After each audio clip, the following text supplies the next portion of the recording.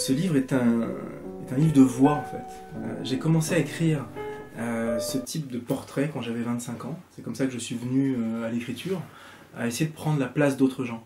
Je n'ai pas commencé à parler de moi lorsque j'ai voulu écrire, mais je me suis mis à la place de Miles Davis, un jour précis dans sa vie, lorsqu'il est revenu sur la scène après plusieurs années d'absence, dans les années 80. Je me suis mis à la place de Pierre Michon, lors d'une signature d'un livre dans une librairie. Voilà, de gens dont j'admirais l'œuvre.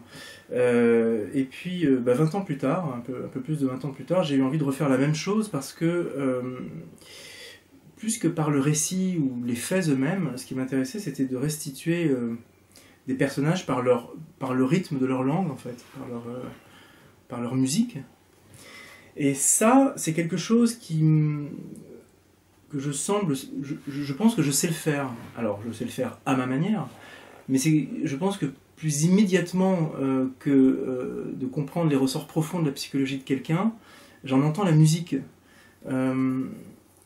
Et j'ai tendance à penser que, dans le sens inverse de lorsqu'on a quelque chose à dire, on l'écrit bien, je pense que parfois, en entendant bien, on peut remonter le fil de ce que l'émetteur de cette musique a à dire. Voilà. Je me laisse guider d'abord par la musique avec évidemment en tête un objectif qui est celui de raconter une histoire. Même une histoire qui repose sur rien, qui repose sur un instant, qui repose sur une sensation, sur une émotion. Mais ce livre voilà, est une forme de retour à ce qui m'a amené à l'écriture. Voilà, c'est la raison pour laquelle j'ai pas voulu en faire non plus un gros livre. Ça doit se consommer rapidement, ce genre de choses, parce qu'au risque de lasser, il faut que ça soit ténu et concentré. Voilà. Donc je peux me mettre, effectivement, je crois pouvoir me mettre à la place d'une femme, d'un homme, d'un noir, d'un blanc, d'une personne âgée, plus jeune, avec non pas la langue de la personne, mais ce que moi j'en perçois. Avec mon écriture, plus quelques petites modifications légères qui induisent, mais alors vraiment, j'ai envie de dire, à petites touches quasi imperceptibles, qu'il s'agit de quelqu'un d'autre. Et ces petites modifications, finalement, vont faire toute la différence. Donc on aura l'impression que sous ma langue à moi, il y a celle d'un homme, d'une femme, d'un noir, d'un blanc, d'un vieux, d'un jeune. Voilà, c'est un livre de rythme et de langue.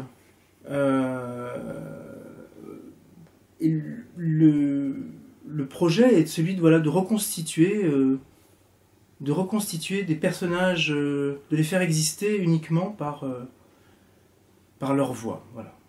On est seul quand on écrit, mais dans mon cas aussi, je suis seul lorsque je regarde les autres vivre. Qu'est-ce qui demeure finalement de ce qu'on a vécu à un moment donné, sans du tout penser à l'écrire sur le moment. J'ai vécu 3 ans au Cameroun, entre 2012 et 2015, période pendant laquelle je n'ai pris, je crois, aucune note, je n'ai même pas du tout écrit. Je sentais bien que j'allais en faire quelque chose, de tout ce que je vivais, de tout ce que je voyais, de tout ce que j'entendais dire, de toutes ces histoires qui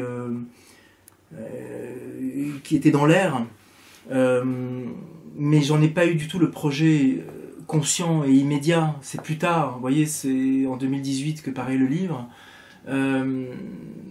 Voilà, je sais qu'il faut une période d'incubation des sensations, de l'expérience. Sur le moment, lorsque je vivais au Cameroun, je travaillais d'abord, j'allais travailler tous les jours. J'avais une vie d'amis, de sorties, et ce qui m'a frappé, et c'est surtout de ça que parle le livre, c'est de montrer que dans le monde, il y a des niveaux, il y a des seuils de tolérance à l'insupportable qui varient considérablement d'une latitude à l'autre, et qu'on n'a pas idée de ce que les gens peuvent accepter ailleurs. C'était chaque jour à la fois quand je sortais de chez moi, prendre ma voiture pour aller travailler, qu'il faut simplement traverser la ville. C'est là où une seconde vie commence, qui est celle de l'imprégnation de ce qui se passe autour de soi. Et ensuite, tout vient nourrir cette disponibilité-là. ce que vous dit votre femme de ménage, ce que vous dit un ami qui vient de perdre sa sœur et qu'on va enterrer, ce que vous dit l'assistante du dentiste chez lequel vous allez, ce que vous dit le chauffeur d'une entreprise avec laquelle vous travaillez, ce que vous dit une dame qui vend ses fruits au marché. Voilà, je n'y allais pas du tout en enquêteur, j'y allais en vivant, j'y allais en expatrié, peut-être moins accroché à ses certitudes que d'autres, mais en expatrié quand même. Lorsque vous êtes blanc dans un pays de noir, vous êtes minoritaire, votre vérité devient minoritaire aussi. Mais je suis arrivé avec cette conscience-là, et j'ai vécu là-bas avec cette conscience d'être en permanence représentant de mes codes à moi, ma vérité à moi, et c'est par les yeux et par les oreilles que j'ai vécu ce pays avant tout. J'ai pas cherché à le comprendre, pas du tout. Ce livre ne cherche pas à comprendre ce qui se passe. Ce livre restitue une perception. Je ne juge pas. Je m'imprègne d'autres vies que la mienne, pour reprendre l'expression de quelqu'un d'autre. Pas de notes, pas d'arrière-pensée sur le moment. Alors je me suis pas dit je vais m'emparer d'un sujet qui est le rapport des blancs et des noirs. C'est là depuis mon premier livre. Ça a toujours été là. Pourquoi? Parce que nous faisons tous avec nos obsessions, avec ce qui a fait notre vie enfant. Enfant, je vivais déjà au Cameroun.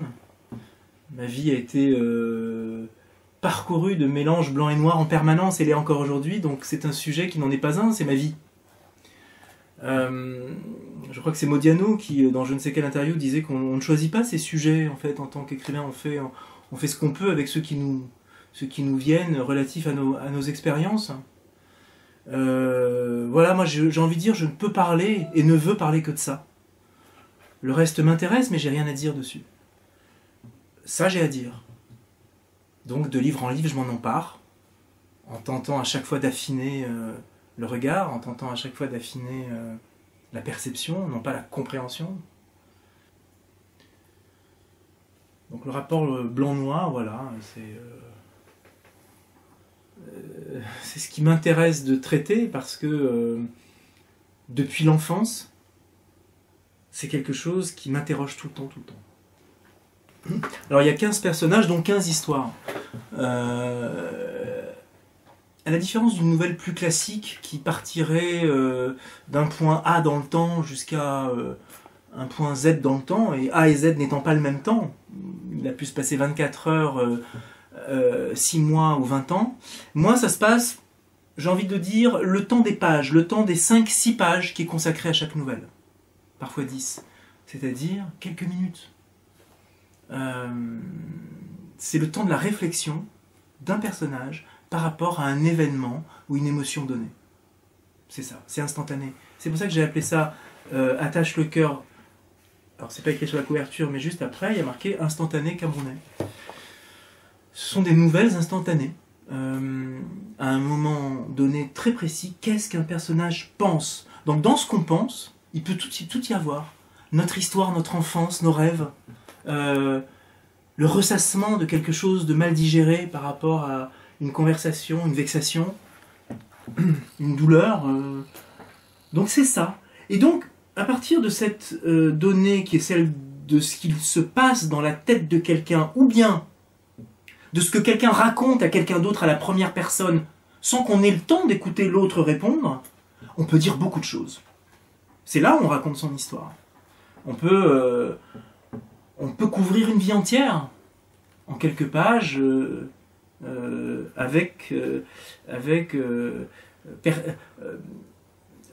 narré d'un moment M, voilà.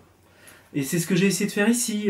C'est ce qui était déjà dans les premières nouvelles que j'écrivais avant même de me mettre à faire des romans il y a 25 ans. C'était ça. C'était prends un personnage à un moment très précis de sa biographie, de sa vie, et imagine. Ça laisse paradoxalement beaucoup de liberté, parce qu'on ne peut pas savoir quand il s'agit par exemple de prendre, je vous parlais tout à l'heure de Miles Davis ou de Pierre Michon, ou j'ai parlé comme ça d'écrivains, j'ai parlé de Le Clésio, j'avais parlé de Jean Echenoz, j'avais parlé de... Ce sont des interstices, des angles morts de leur vie dans lesquels on peut imaginer ce qu'on veut. J'ai envoyé une nouvelle à Jean Echenoz comme ça.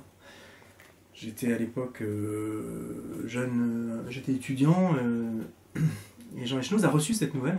J'avais imaginé Jean Echenoz en Inde, à côté d'une piscine dans un hôtel à Pondichéry. Non pas à Pondichéry, à Madras, à Chennai. Et curieusement, lorsque j'ai ensuite rencontré Jean Echenoz bien des années plus tard, il m'a dit qu'il s'était demandé qui était dans l'hôtel en même temps que lui, à ce moment-là, qui lui avait envoyé la nouvelle. C'était l'époque où il sortait Les Grandes Blondes.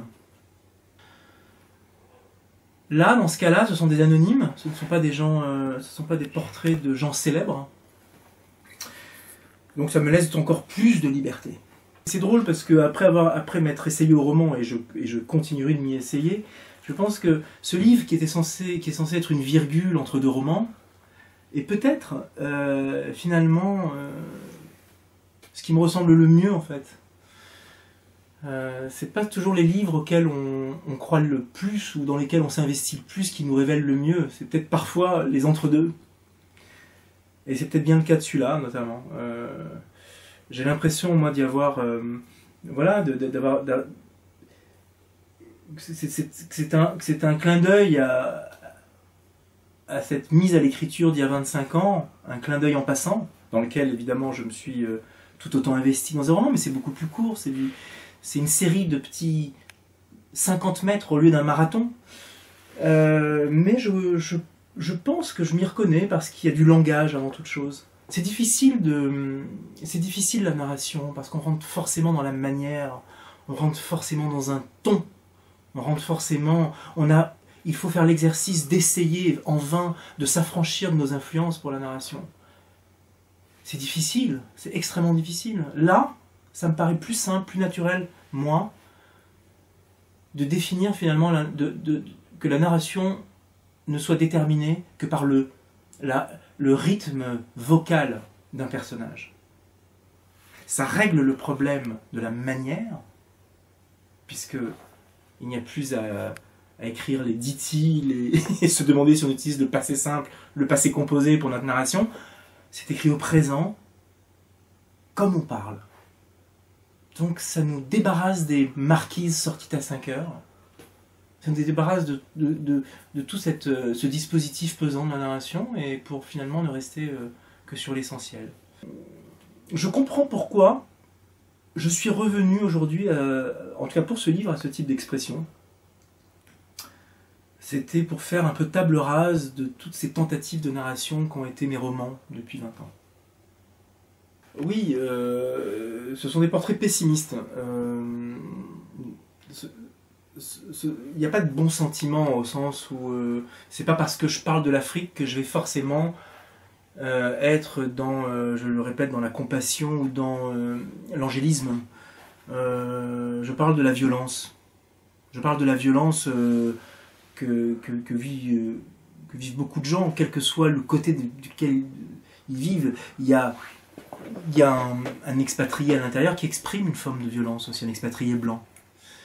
Ce qu'il y a de moi dans tous ces personnages, c'est évidemment le regard, c'est évidemment la volonté de ne pas s'abuser soi-même. Et ça ne peut passer que par une voix intérieure. Si je mets ces personnages en scène, les uns en présence d'autrui, ils vont mentir. Comme on ment tous lorsqu'on est dans le jeu social. Là, l'avantage de la voix intérieure, c'est qu'on ne se ment pas. C'est qu'on ne s'abuse pas. C'est que la personne à qui on peut avouer ses faiblesses, la personne à qui on peut avouer ses mensonges, c'est soi-même.